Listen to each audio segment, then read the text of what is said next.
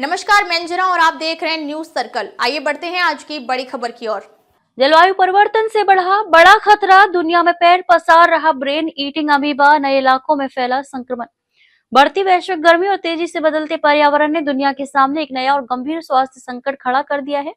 वैज्ञानिकों का कहना है कि जलवायु परिवर्तन के कारण जानलेवा ब्रेन ईटिंग अमीबा अब उन इलाकों तक फैलने लगा है जहां पहले इसका नाम भी नहीं सुना गया था। कमजोर जल आपूर्ति प्रणालियां और अपर्याप्त निगरानी इस खतरे को और बढ़ा रही हैं। जलवायु परिवर्तन अब केवल मौसम के असामान्य उतार चढ़ाव तक सीमित नहीं रह गया है।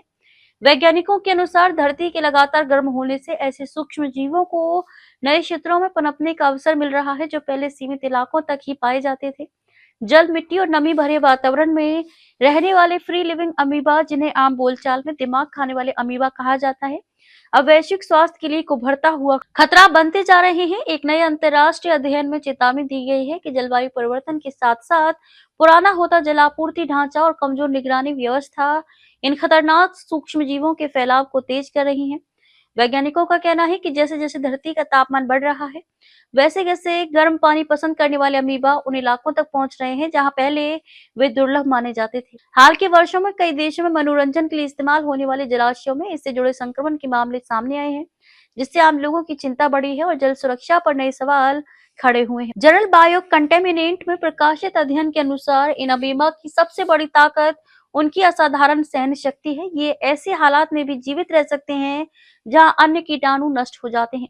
भीषण गर्मी, क्लोरीन जैसे कीटाणुनाशक और यहाँ तक कि सुरक्षित मानी जाने वाली पानी की पाइपलाइन भी इन्हें खत्म नहीं कर पाती। यही वजह है कि ये जल आपूर्ति प्रणालियों में लंबे समय तक टिके रह सकते हैं और पहचान से बचे रहते हैं। अमीबा मिट्टी और पानी में पाए जाने वाले एकल कोशिकीय जीव होते हैं। जहाँ इंसान के शरीर में लगभग 30 से 40 लाख करोड़ कोशिकाएं होती हैं, वहीं अमीबा में केवल एक ही कोशिका होती है। इसी एक कोशिका के सहारे ये जीव भोजन खोजता है, उसे ग्रहण करता है, पचाता है और फिर अपशिष्ट के रूप में बाहर निकाल देता है। इस बढ़ते संकट से निपटने के लिए वैज्ञानिक वन हेल्थ दृष्टिकोण अपनाने पर जोर दे रहे हैं। इस दृष्टिकोण में मानव स्वास्थ्य, पर्यावरण विज्ञान और जल प्रबंधन को एक साथ जोड़कर देखा जाता है। अब तक के लिए बस इतना ही। फिर मिलते हैं एक ऐसी ही बड़ी खबर के साथ। तब तक के लिए नमस्कार और देखते रहिए न्यूज सर्कल।